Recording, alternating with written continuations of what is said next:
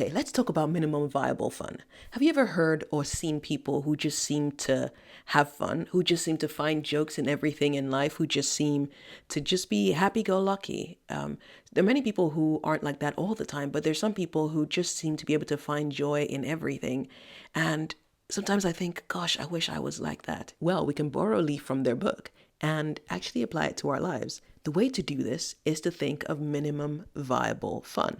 Now, you're probably thinking, that sounds familiar. I think I've heard of minimum viable product before. Minimum viable product is basically you releasing something into the market, whether it's an idea or something, to test and see whether it's something that people would value and whether it's something that actually works before you start investing a lot of resources and finances into the thing, into the venture, the idea, the product.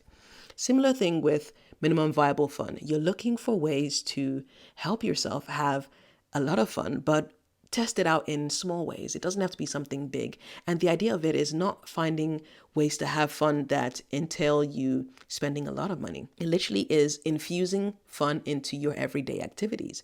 And it can be your work activities. It can be your house chores. It can be just boring, repetitive tasks you have to do over and over again. It can be all sorts of things. The important thing is finding ways to infuse fun into life and figuring that out. So let me give you some examples of how you can make that happen.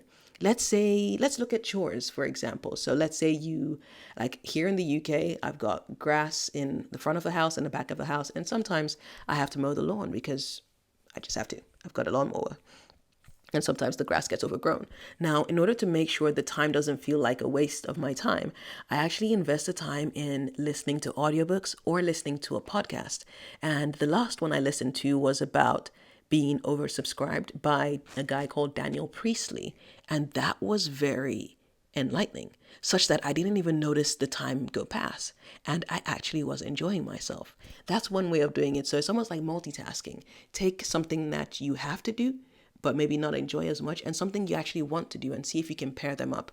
Now, this only works when you're not using necessarily the same senses to do two things. So for example, with lawn mowing, it's just a repetitive task of going back and forth with the lawnmower at the back of the house. Whereas listening to a podcast or an audiobook just requires me to put on earphones and listen to it. So I can do both separately. Now, if it was something where I had to, for example, imagine I was doing a report and watching a movie at the same time, that probably won't work. And I'll probably lose some productivity or a lot of productivity there. So that's not what I'm talking about. I'm talking about pairing activities that go well together. So for example, another thing where there might be some dead time is commuting. You can make the most of your commute times by actually listening to podcasts, audiobooks, watching maybe YouTube videos or other videos you've downloaded so that you can watch them whilst on your journey if you're not driving. By the way, if you're taking the train or public transport. If you're driving, stick to things that are audio based. I think that'll be better for you. So another way of infusing fun into your day is actually to make a challenge of the things you have to do.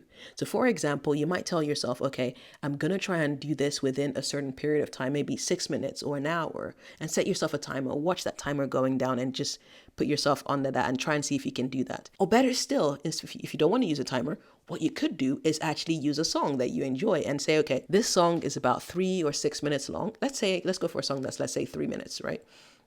If you don't mind listening to the song in repeat, you can say, okay, this task normally takes me 15 minutes. So I need to be done with this task before the song plays 5 times. And so you're engaged, and each time you get to the end of the song and it has to loop, okay, I've only got 4 more goes to go. I've only got 3. I've only got 2. And when you do that, you're investing and infusing a challenge into it. And it actually makes activities a lot more fun than if you just had to do them on their own. So you should try that out. Then another thing I often do is literally celebrate all wins. I'm talking tiny and big. Literally on YouTube, I see my subscriber count grow maybe by 1 a day. And each time I'm like, yes, or sometimes even 3 times a day. And I do go, yes, yes, yes. And it might seem like, okay, you're at 550 something, 540 something subscribers. I mean, that's not that much, but because I am celebrating each win, I feel particularly great about it. Each time I get a new subscriber, I'm like, yes. And so you can do that with different things, right? It might be that you finish a report earlier than you expect. Yes. It might be that you figure out a new way of doing something. Yes. Just celebrate your wins. Another funny way to celebrate your wins actually is dancing. So sometimes I have a little shimmy or a little dance when I've got something to celebrate. So for example, there's this song on TikTok or YouTube that goes dee dee dee dee daddy dee daddy day. And sometimes when I'm just in a good mood and I just want to take a break, I just literally just get up and just do the dance. Dee dee dee dee daddy dee daddy day. And then just carry on with what I'm doing. But it just makes me smile. It's sort of thing I can do on my own because there's nobody around. But if there's someone around, I may not do it whilst they're there. I might just maybe go to the bathroom and then do my little shimmy and go. And then that kind of lends itself to the idea of power poses. It actually leaves you in a really good mood because imagine if you're in a workplace, for example, you go to the bathroom and then just give yourself a power pose, just feel powerful, like, yeah, it energizes you. It's a similar sort of concept with this. So for me, that's what dancing does for me. It just energizes me, makes me feel happy. And then I go back to the task with a lot more energy. So that's another thing you can do to infuse fun into your day. So that minimum viable fun.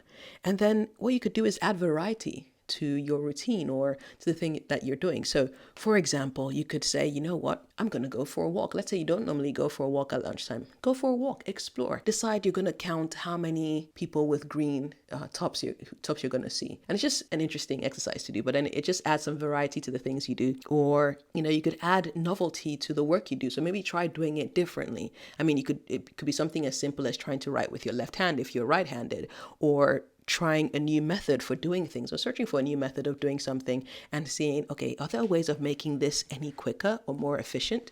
Basically, you're looking at ways to find joy in the things that you do, such that on their own, they may not be exciting, but then when you decide to infuse these things in there, you just realize that you're having fun regardless of whatever it is you're working on.